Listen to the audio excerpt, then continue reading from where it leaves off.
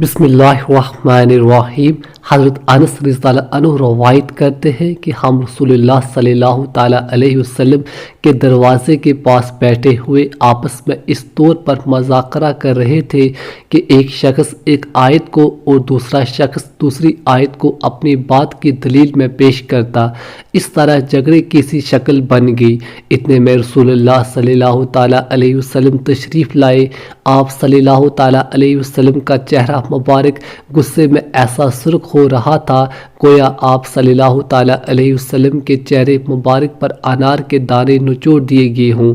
आप सल्लल्लाहु ताला अलैहि वसल्लम ने इरशाद फरमाया, लोगों, क्या तुम इस झगड़े के लिए दुनिया में भेजे गए हो या तुम्हें इसका हुक्म दिया गया है?